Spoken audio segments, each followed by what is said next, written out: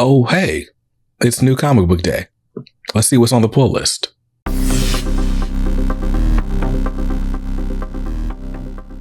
Welcome back to Comics Are Dope. I'm BJ Kicks, coming to you from the webcam setup to tell you what's on the pull list. This is my weekly video series where I take a look at the books coming out. This time we're looking at Wednesday, today, May 22nd. May 22nd, 2024. We're going to take a look at the books coming out. I'm going to tell you what's on my pull list, what's on the chopping block, and maybe some other books that are on the radar, although it's a very stacked week for me, and I try not to even look out on the radar when I'm already over budget. So, spoiler alert, I'm just barely over budget this week. But let's talk about the books that I'm grabbing this week, starting with the one I'm most excited to read. And this week, that is Nightwing, issue 114.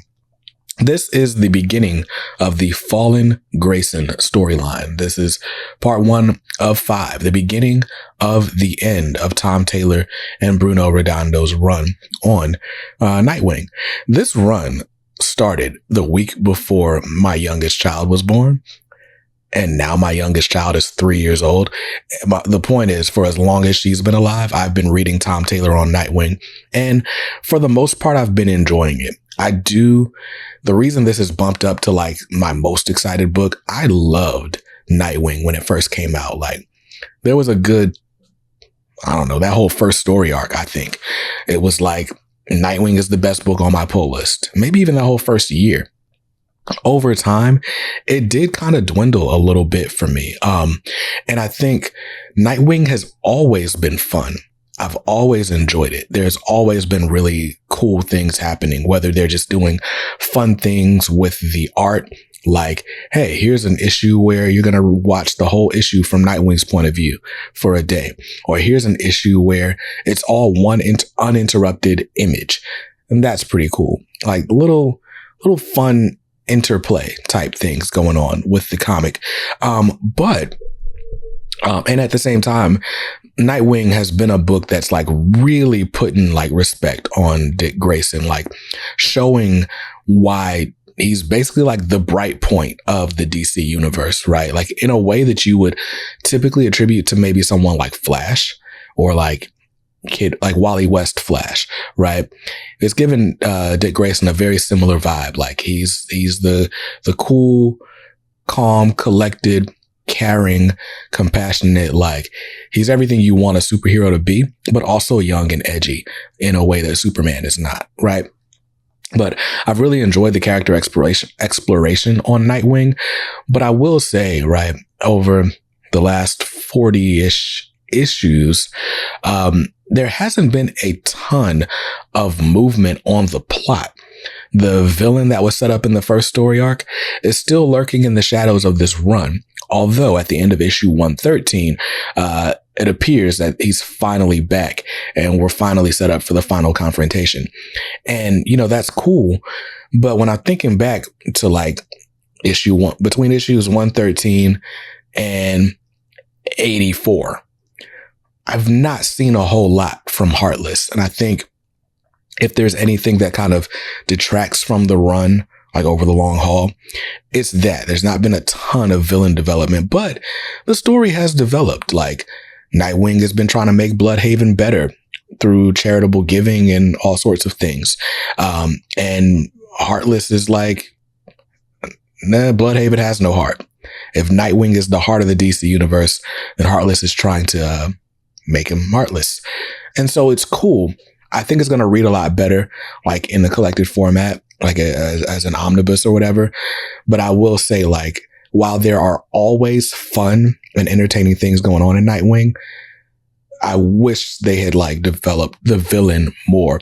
All that to say though, setup for this last story arc seems to be pretty good. I'm excited. I think we're going to get a pretty good showdown. Now that Nightwing knows exactly who he is, there's still some things that are unresolved, like Nightwing's kind of handicapped going into this fight. So we'll see how that goes. Anyway, I've said way too much about Nightwing. Issue 114 is out this week though, with a cover price of $4.99. Grabbing cover A. And next up on the DC Comics pull list, since we're talking about DC, let's just bring the iPad up. Why not?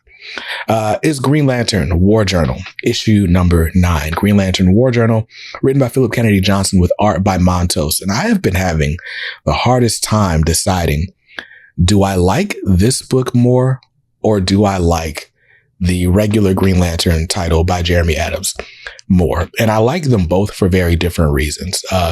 Green Lantern by Jeremy Adams is a very much like straight up Green Lantern book. Like it's not necessarily playing greatest hits. Like it's doing new things, but it's doing the things that you would honestly, whatever you would hope a Green Lantern book would be, is that.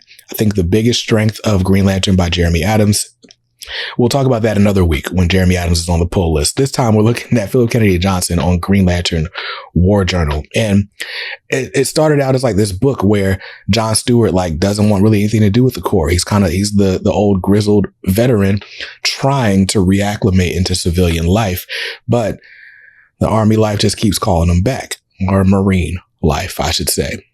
But now, he's in this conflict. All he really wants is to like give his mom a better life and kind of ride off into the sunset. And the powers that be won't let him. And speaking of his mom is now in danger. Like people know where his mom is. The attacks are coming. And what's been really cool, what's really sold this series for me is John Stewart's mother, Shirley. I think her name is Shirley. Shirley Stewart has dementia. Which if you ever dealt with a loved one with dementia or Alzheimer's or just, brain injuries, right? It's really difficult. They're confused. They've built up a world for themselves. There are some times where they're the sweetest person in the world. There are other times where they, again, are confused and hurting and things just aren't right in their world. And they don't trust themselves. They can't rely on themselves. And one of the things that John has been doing to help his mom cope has been lying to her. And those lies are coming back to bite him. And I'm really interested to see how that continues to play out in Green Lantern War Journal. Issue 9 is out this week. Cover price on it is $3.99. I'm grabbing cover A. And next book on the DC Comics pull list is Superman, issue 14, part 4 of the House of Brainiac storyline. Brainiac has come. He's kidnapping superpowered beings, and apparently he's not even just kidnapping the superpowered beings of Earth. We got a little trip through a couple of different places across the galaxy, the multiverse. Let's just call it the universe for now. And so we know that Brainiac has an army of Zarnians. We know that Luthor is somehow involved. And in the last issue, somehow Lobo, who Superman had been teamed up with, is convinced to maybe go against Superman. So in this issue, we're going to see Superman versus Lobo, and we're probably going to see some other development from the other members of the House of L as they fight and stand up against the House of Brainiac. Also, some really interesting things with like Brainiac's offspring. And that's all I'll say. Really loving Joshua Williamson on Superman and the whole House of Brainiac event crossover book. By the way, this isn't even like just a by the way thing. Like this is like top billing, but Rafa Sandoval on this art, you got to see it. You got to see it. It's amazing. Superman 14 out this week. Cover price is $4.99. I'm grabbing cover A. And the last book on the DC Comics pull list this week for me is almost said Wolverine. It's Wonder Woman. Wonder Woman issue number 9. Now, Wonder Woman, what's funny is like for issue 7, we kind of took a break from the main storyline and it was like Superman and Wonder Woman shopping for a gift or something. And then issue 8, we jump back into the action. And issue 8, Wonder Woman is like under the control of the Sovereign. And I'm going to have to go back to issue 6. I don't even remember her being captured. But what I will say is, it's a very, we're watching someone play mind tricks on Wonder Woman and her resolve is being tested in like so many ways. And it's like, will she push through? Will she not? Really loved issue 8. Really loved Wonder Woman issue 8. And in issue 9, we're going to see just, again, how this is moving forward. I'm really enjoying the plot, though, with the Sovereign. This is still not going to be a book that's for you if you're like one, not a Tom King fan, or two, not a fan of like just sort of social or religious commentary in comics, or current day, present day social or religious commentary. This won't be a book for you for those reasons, if that's something you're not into. But I'm still enjoying it. Issue 8, the most recent issue, was a little bit heavier on like the religious commentary, but there was a little line that Tom King snuck in there that I thought was really clever as a way to like he knew what he was doing. It wasn't like making a mockery of things or anything like that. I'll leave it at that. You'll have to read it to see what I'm talking about. But Wonder Woman issue 9, I'm still excited about this book. And just like with House of Brainiac, Daniel Sampere on this Wonder Woman book, a sight to behold. I mean, honestly, man, there's not a bad looking book on my DC Comics pull list. That's part of the reason I can't ever drop anything. So grab Wonder Woman issue 9 out this week. Cover price on it is $4.99. I'm grabbing cover A. And that's it for the DC Comics on the pull list this week. If I stick to the list, those will cost me $19 as we move over to the House of Ideas. Marvel Comics, it's a stacked pull list for Marvel Comics for me this week as well. And we're going to kick things off with The Amazing Spider-Man, issue number 50. Yes, the book that made me buy 5 more issues of The Amazing Spider-Man when I said I was going to drop it. I saw the solicits, I saw the previews for issue 50, and I was like, what the heck? I might as well buy it. So, Amazing Spider-Man 50, in this issue, they have teased the return of the Green Goblin. And what's funny about this issue is the whole reason I wanted it before they said what the plot point was going to be was I saw this Greg Capullo variant cover. This cover B, really liked it a lot. And I was like, cool, I'm going to get that. But then they've been teasing the return of the Green Goblin, and the cover A by Ed McGuinness. It was a very cool cover A. And now I'm torn. I do know this. I'm only getting one cover because this book has a cover price of $9.99. And of all the reasons to drop Spider-Man, like these random issues that are like $10 or $7 or $9 or whatever, like every 5 issues, that's a reason to stop buying Spider-Man. Now, the question is, will I let issue 50 be my last issue?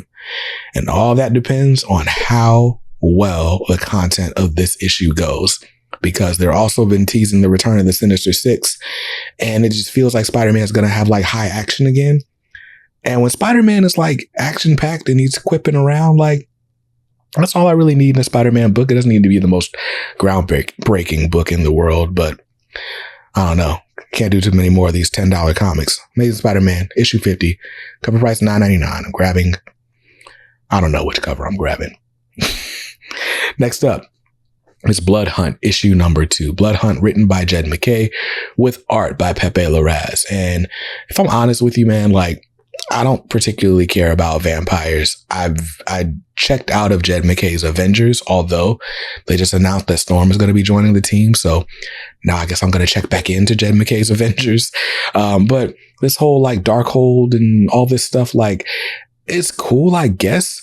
But like, as someone who's not as steeped in the Marvel lore and also isn't crazy interested in vampires, Blood Hunt's probably not going to do it for me. But what will do it for me is Pepe Larraz drawing anything at all. Like anything at all. I was reading Blood Hunt just wishing that they would get like Pepe Larraz to draw like all of the Fall of X stuff. But they're not. And inconsistency is the name of the game over there. But anyway, we'll talk about that next. First, Blood Hunt. There's vampires on the loose, and it appears that a very popular vampire in the Marvel Universe is the bad guy. So do with that information what you wilt. There is the red band edition, just so you know. You can pay $1 more and get a little bit more blood and gore for your bucks. So if you do choose to go that option, you should know that those aren't getting second printings. Once the red band is gone, the red band is gone. Not to stoke FOMO or anything, but I'm just here to inform you. Cover price on Blood Hunt, issue number 2, is $4.99. I'm grabbing cover A. And next up is The Fall of the House of X, issue number 5, the final issue of the Fall of the House of X. Fall of the House of X, Rise of the Powers of 10, together telling the story of the end of the Krakoa era. And apparently, Xavier has gone bad. There was a really, really dope line. I can't remember if it was in Rise of the Powers of 10 or Fall of the House of X, but somebody said, "What is a dream except a lie you believe?" And I was like, that's a good one. That's a good one. There are some gems being scattered throughout this Fall of X era. There are some really good moments. There's really cool stuff. I mean, the last issue, we ended with like a tease of Storm coming to handle business. So there's that. The problem with it is that you're going to have to, bob and weave and search between like a million different series. I should take a screenshot. I don't know if I'm going to edit it into this video because I'm already late on the delivery. I'm like 2 days late on this video. But like at the beginning of the Dawn of X, you would see this reading order in the back. And it was like, there might be 3 issues for the current month and then issues like mapped out for like, I don't know, 2.5 months or so. And it's just telling you, hey, here's where we are in this issue. Just for grins and giggles, I took a screenshot of the reading order page from the last issue of Fall of the House of X. It's like back to back to back to back to back weeks. And like the order doesn't make sense. And that's the problem with the Fall of X era. But hey, at this point, we got Fall of the House of X number 5, Rise of the Powers of 10 number 5, and then X-Men issue 35. And we're done with Krakoa. And then you can go back and find a nice little collected edition to hopefully ease the way you read this book. Issue cover price on this one is $4.99. I'm grabbing cover A. Next up is The Spectacular Spider-Men, issue number 3. This is written by Greg Weisman with art by Humberto Ramos. This basically the Peter and Miles team up book that you've been wishing you had for like, I don't know, good 4 or 5 years at this point, right? Since they brought Miles back into the 616, which I believe happened in like 2016. So you've been waiting for that for a minute. And now you got a Peter and Miles team up book, and it's fine. I think, it feels like it's a book that would actually feel or read better as a TV show. But like just some of the cutaway scenes and like some of the little like random gags and stuff, like it would translate better, I think, if it were animated. But all that to say, the art style is amazing. I really like Humberto Ramos on art. And I'm not like completely turned off by Greg Weisman and the dialogue. It's a little bit like Peter Parker specifically is a little bit like in his dad joke bag. And I just don't place Peter as that old in my head, but it works for the dynamic between the two. So Spectacular Spider-Man issue number 3, cover price on it is $3.99. I'm grabbing cover A. And the last book on the Marvel Comics pull list honestly was near the top of my reading pile or the recommendation list. And that's Ultimate Black Panther issue number 4, written by Brian Edward Hill, art by Stefano Caselli. I believe that's his name. Really, really love this book. As far as the Ultimate Universe is concerned, like it's probably Ultimate Spider-Man and then Ultimate Black Panther, but it's a very close, like 1A, 1B type thing. And until the Ultimates comes out, then something's going to have to be like a firm 1, 2, or 3. But that Free Comic Book Day teaser for the Ultimates by Dennis Camp has me very, very excited. But let's not put the cart before the horse. Let's stick to Ultimate Black Panther. This is basically like if you're familiar with the MCU, you're going to enjoy this version of T'Challa. It is not 616. It's not going to affect the stuff that's happening in the movies or anything, but it's going to feel very familiar to you if you're a fan of the T'Challa we saw in the 616 or in the MCU movie universe. T'Challa has been called into war, basically like Wakanda has been attacked. And so now T'Challa's got to go out and fight. And somehow I missed it, but T'Challa, because he didn't like come back to Wakanda quick enough, apparently they've presumed him dead. So in issue 4, Shuri's going to take over. And we got hints that Shuri would be a much more like ruthless leader and maybe like a more thoughtless leader than T'Challa has been up to this point. Brian Edward Hill is really playing with the politics of all of this. And when I say politics, I don't mean like modern day, like conservative, liberal, whatever you see on the news, like Trump's going to jail. Not that politics, right? I mean, like in a world where, you know, you got a king of a sovereign nation that's been like walled off from the world, and he has a royal court and he's got like advisors and all this. What are the conversations that those people are having? Why do they have them? And what does it look like if someone else decides to take charge? And how do those personalities mix and match? And what does that mean for the direction of the country? Those are the types of questions being asked and explored in Brian Edward Hill's Ultimate Black Panther. And I'm excited about it. Issue number 4 is out this week with a cover price of $4.99. And I'm grabbing cover A.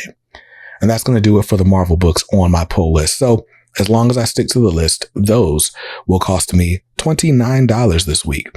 So $19 plus $29 equals I'm already over budget.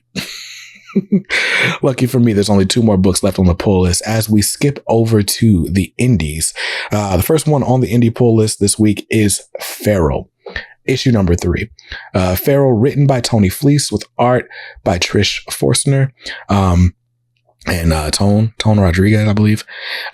This is the team that brought you Stray Dogs, but unlike Stray Dogs, this is not a limited series. It is an ongoing, and it's an ongoing series about a group of 3 house cats who are trying to navigate a zombie apocalypse, or excuse me, a rabies outbreak. And what's been really cool about this is like, we don't really know how big the world is. Like Stray Dogs kind of all took place in one house, and it was like, okay, cool. It's a thriller, but it's a thriller. I don't know. Right. And then with Feral though, we're in the woods. We don't know like where we are in relation to these kittens' home. And we don't know how widespread the problem of this rabies is. Well, at the end of issue 2, we get put on notice that any animal with 4 legs is a threat. The rabies is not just affecting the cats. It's everything, which just means the stakes got that much higher. And I'm really, really excited to see how that impacts this book. We've already seen some unexpected deaths and like just all the things that you would want to see in a zombie comic, but with really cute cats drawn in the style of like all dogs go to heaven. So there you go. Feral, issue 3, out this week. Cover price is $3.99. I'm grabbing cover A. And the last book on the indie pull list, and my pull list in general this week, is Thundercats, issue number 4. Thundercats from Dynamite Entertainment is written by Declan Shalvey with art by Drew Moss. And listen, man, I am all for the nostalgia wave that has been 2024. Like Dick Tracy, Flash Gordon, Thundercats, Transformers, G.I. Joe. All these different properties that are coming back from when you and I were kids. Well, when I was not thought of and when you were a kid, because you're old, not me. But all these properties coming back. And I'm like, yo, some of these I'm experiencing for the first time, like Thundercats. Like I remember the theme song, but not much else.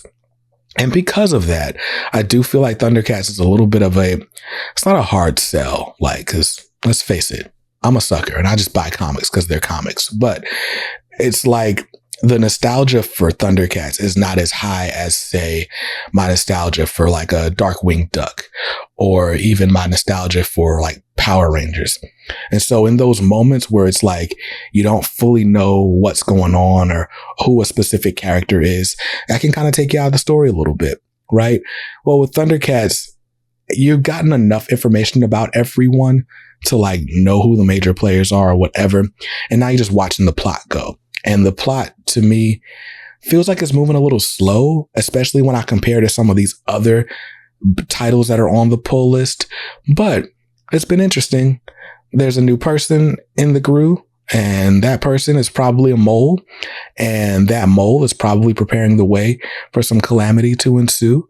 And that's what we're going to see in this issue. Mum-Ra is poised to attack after already sending out some goons that, you know, got made light work of. So now he's got to come and show his face. So that's going to be exciting to see. Thundercats issue 4 is out this week. Cover price on it is $4.99. And I've typically been getting the Ivan Tao variants on this, but when I checked it out, there wasn't anything I really liked more than the David Nakayama variant, except there's a Declan Shalvey variant of Mum-Ra. And man, it's a really, really nice cover. Be a shame if somebody bought it.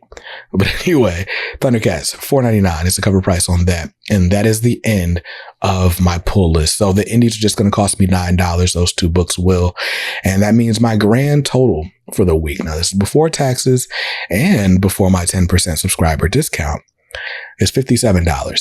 $57 is what I'm spending this week, which means I'm over budget, which means I didn't even look to see like what new number ones were coming out because I didn't want to fall into that trap.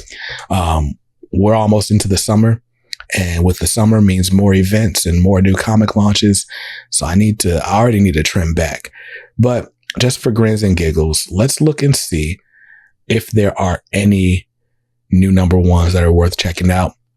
There is this book called Blood Squad 7 coming out from Image. It's written by Joe Casey with art by Paul Fry.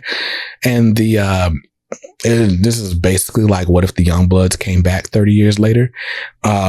There's a new Spider-Gwen Ghost Spider, brand new series out this week from Marvel Comics, written by... Oh, that's interesting. They didn't even Stephanie Phillips. Stephanie Phillips with art by Federica Manson. Nice. So if you've been enjoying Stephanie Phillips on Harley Quinn, now you got her on Spider-Gwen. That sounds like a good creative pairing. Anything else? Oh, this book from Distillery is called White Boat, issue number 1. This is written by Scott Snyder with art by Francisco Francavilla. If you read Batman: The Black Mirror, this is that creative team, or at least part of it. And the Francavilla pages in that story are my favorite, even though Jacques had like the iconic covers and moments in that. Anyway, it's a horror book. I don't really do horror books like that. So just so you know, it is out this week. Cover price on that one is $8.99 though. Spider-Gwen as well as Blood Squad 7. Spider-Gwen is $4.99. Blood Squad 7 is $3.99. I'm not grabbing any of them, but hey, check them out. They do look interesting. That's going to do it for me. It's New Comic Book Day. Let me know in the comments down below what you're grabbing. And I'll see you guys in another video real soon. Till then, stay safe, stay awesome, and read something dope today. Peace.